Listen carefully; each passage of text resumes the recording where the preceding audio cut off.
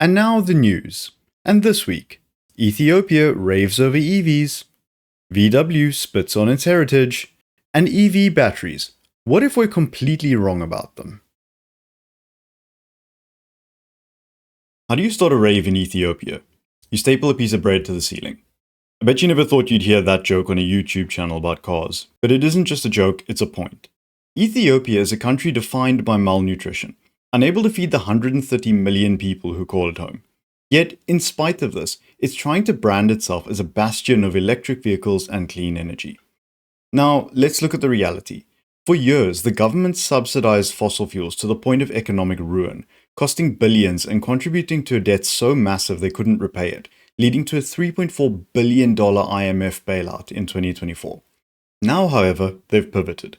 In 2024, they banned internal combustion engine imports, slashed EV tariffs, and suddenly sales went through the roof. We're back in business! But through the roof is a relative term when you only have 13 vehicles per 1,000 people. And to put that into perspective, the African average is 73 per 1,000. We are talking about a total of maybe 1.7 million vehicles in the entire country. If EVs make up 6% of that, that's only 102,000 cars you need to sell. So it's a tiny market. And that then begs the question, why the aggressive push? Why did a country that barely mentioned EVs in 2021 suddenly submit a 2025 climate plan aiming for 500,000 of them by 2032? The answer lies in the money and the influence. Ethiopia's Halo project, the $4 billion hydroelectric dam that they've built, is at least a quarter funded by China. It's a project so controversial, reducing water supply to downstream neighbors on the Nile, that they've had to rig it with anti-aircraft missiles just to keep it safe. So with a whole lot of clean energy and a whole lot of Chinese influence, it is then no surprise that Chinese brands make up the bulk of the EV sales in Ethiopia. And the best part is the biggest customer isn't the starving public, it's the Addis Ababa city administration, buying hundreds of Chinese-made buses under the guise of supporting manufacturers. Now look, I'm African, so I consider myself at least a semi-expert in corruption. In fact, if somebody says to you that they are African and they don't know the first thing about corruption, they are not African. It's kind of our thing. And with all this experience in spotting, not performing, calm down there, Scotland Yard, I can see where the money is headed. And it's not to removing stapled bread from the ceiling. It's straight into the pocket of the politicians. And this leads me to the point of the story. As we approach the 2027 UN Annual Climate Summit, which Ethiopia is hosting, be prepared for the propaganda. They will tell you that Ethiopia has turned things around, that it's a green leader on the African continent. But do not forget, this is a government willing to let its people starve to death to meet these goals that are far less important than human life, at least to the rest of the world. They've even blocked the UN in the past from declaring a famine in the country. This then leads me to the point that these dickheads, and by dickheads I mean the UN, are willing to accommodate a regime that lets its own people starve to death, just so they can virtue signal about paper straws and tell you to stop driving your dinosaur-powered car. So, when the propaganda train pulls into the station, don't offer any of its passengers board and lodging in your head, because they'll move in, rent-free, and try to convince you that Ethiopia is an early-stage Wakanda. That under the radar, Ethiopia turned itself around and is now a much better place than your European or American or Asian country, you capitalist pig.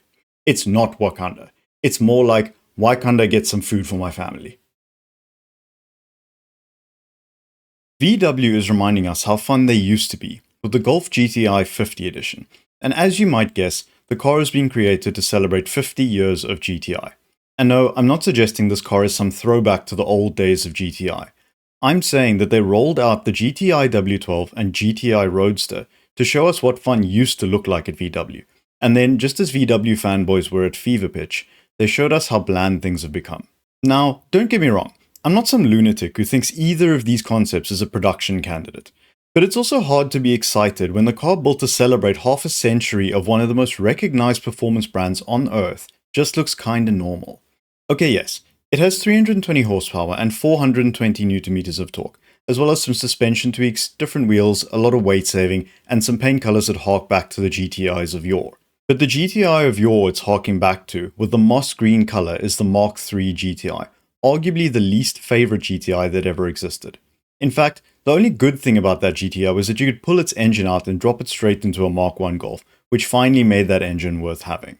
Now, with all the tweaks and mods done to this car, VW are quick to point out that it's their fastest production car ever to go around the Nürburgring. Again, really cool, but a lot of the world isn't the Nürburgring. And the GTI was meant to be a road racer, not a track monster. So putting a DSG box in it, locking most of the weight savings and performance extras behind an optional upgrade package, and giving it no visual reference to past GTIs except for a color that harks back to the worst version of itself, seems like a complete waste. Where is the manual gearbox with a golf ball gear knob? Where is the pinstripe running down the side from the original GTI? Why are the wheels and decals on a green car red? And lastly, this car has a digital dash. VW made such a noise about the throwback digital dials for the new Polo. Why not add these dials into this car to draw a direct line between it and the Mark I and II? I really don't think it would have been a difficult or expensive undertaking to mark the celebration of 50 years of GTI into something that actually feels special to walk out to in the morning and to enjoy once you're driving it. This all said though, I've no doubt this car will sell, even at a nearly £50,000 price tag, because people just can't help themselves. But seeing what VW of the previous 2 decades did with the concept of fun, and knowing how little it'd take to endear this car to decades-old fans of GTI, it really does feel that the magic got sucked out of VW at the same time they tricked the world into sucking in all of their diesel fumes. The EV hate train is a vehicle upon which I often travel. Now, I have a few reasons for why I do it, and when I don't, I find it quite easy to make one up. Unfortunately though, I'm going to start having to find a different mode of transport, and it may very well have to be the EV tolerance train. What I can say is I'm definitely not jumping on the hype train just yet, because new cars are boring enough and I stand by the fact that EVs are even more boring than that.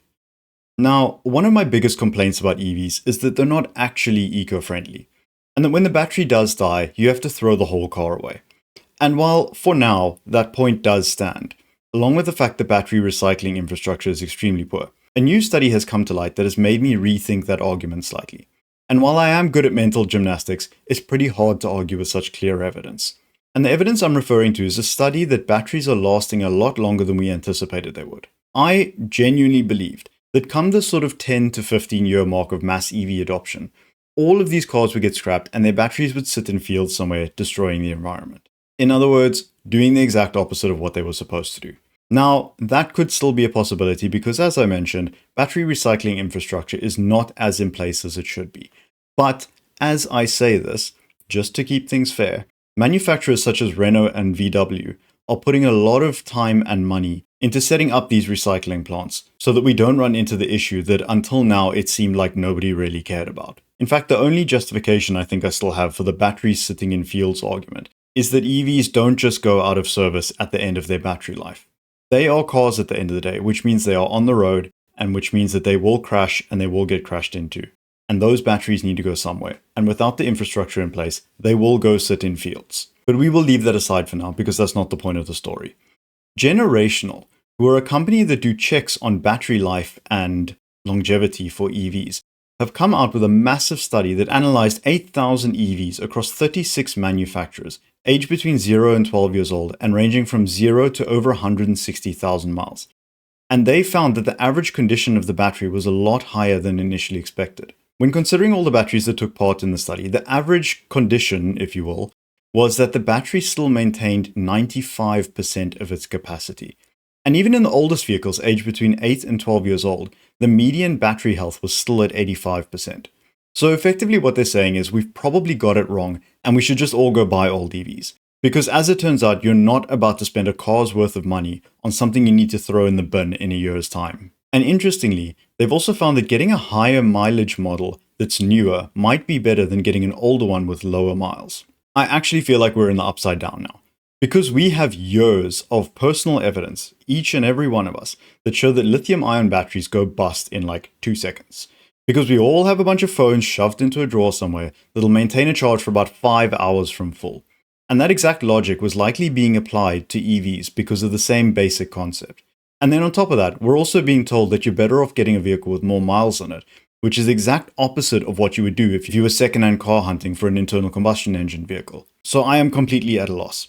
I don't know what to believe anymore. I looked outside and there were clouds in the sky because it's the UK.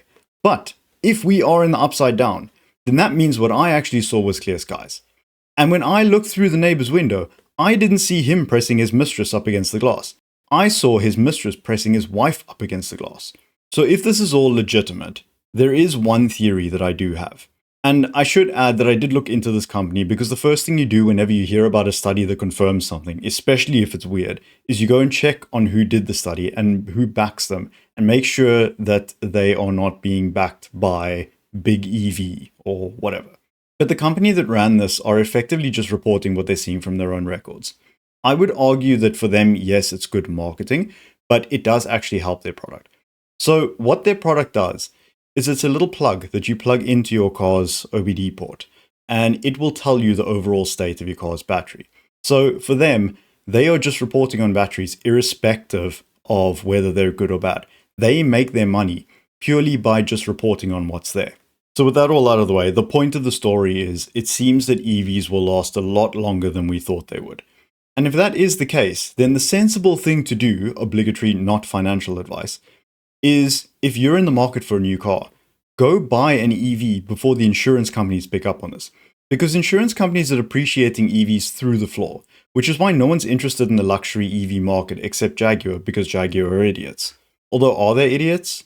Because if this is true, doesn't that mean that the luxury EV market is going to pick up again? And they might end up winning, especially because everyone who's gone into the luxury EV market has said that this is a waste of time and it's not working and is now trying to pull out of it. Has Jaguar been playing 4D chess the whole time? Okay, let's take a step back here because we're going on to a whole different topic. If you're going for an EV and the study proves legit, then you should go get a brilliantly depreciated EV because insurers and everyone else think they're not worth anything at the moment. So you can have a car that works really nicely, is cheap to run, and apparently will keep you going for a lot longer than initially expected. So if you were thinking about a Porsche, go get a Porsche Taycan right now. Do it while they're cheap, because if this is legit, they're soon not going to be cheap, and we won't be able to afford anything anymore. All we're going to be able to afford is the cheapest EVs going around, like the Renault 5. In fact, that might end up being the mark that shows who is poor and who is rich, because all the poor people will be driving Renault 5s, and everyone else who isn't poor will have literally any other EV on the road. So like I say, the only way to get around this is to go buy an EV right now. Go buy that Taycan so that you can look like a rich person before the rest of us have to buy Renault 5s. Like, stop the video, go right now, get one. Okay, now that you're back and you've got your Porsche, we may need to apologize to Jaguar here. Because what if they did know this? And what if they knew this was all going to bounce back and they were actually doing something really smart? What if they have been building further into the future than anyone else accounted for? What if they knew that batteries weren't going to degrade the way everybody thought they were? And they've been pushing fully into it because they know the luxury car market is going to get better again, which means they can sell their pansexual car for a massive price because they know people will actually buy it. And all of those jokes I made about Jaguar are for nothing. And Jerry McGovern slapping me in the face was not worth it because he was right all along. And now, back to the recalls. It seems not a week goes by without a Stellantis or Ford recall. This week, we have the following, and I'm just going to group them together because underneath they're all the same vehicle. The Vauxhall Movano NG, produced from November 2024 to July 2025. The Fiat Ducato NG, produced from March 2025 to July 2025. And the Peugeot Boxer NG, produced from February to July of 2025. All of these vehicles have a bad connection between the fuel return pipe and the valve, which means fuel could leak out and, surprise, surprise, catch fire. And I like how France was the reporting country for this recall, because you know what that means, right? They were busy with a riot, and they set one of these alight, and when it went up a little bit too quickly, they were like, shit, that wasn't supposed to happen. So, being good citizens, the rioters reported the issue to the government and then carried on burning other things that burn more consistently. Safety first in the EU. Now, thankfully, there wasn't too much going on this week in terms of recalls, but nevertheless, we're going back to a very familiar place, the Ford Transit. You know, the Ford Transit is like the Boeing 747, because it has a reputation that precedes it, and everyone considers it an icon in its domain. But what people don't know is that the 747 was produced over 55 years, and it averaged more than one crash a year in that time. I don't know what historical recall stats on the Ford Transit look like, and I can't imagine there are accurate ones anyway. But I'm willing to bet that in its 61-year history, it's not far off averaging one recall a month. And yes, I know I keep whining about it, but it keeps breaking, so I have to report on it. Do you really think I want to rag on a single vehicle this much, especially one that's so vital to the economy? Of course not. It's costing me my sanity to keep doing this. But I have a job to do here, and unlike Ford, I actually want to do it properly. So, before I have an actual mental breakdown, Ford Transit custom double cab models produced from July to September of 2025 have bad welding on the seat frames. Now, the way this is worded is weird, so I'm going to repeat what it says. The weld seam on the seat frame is defective.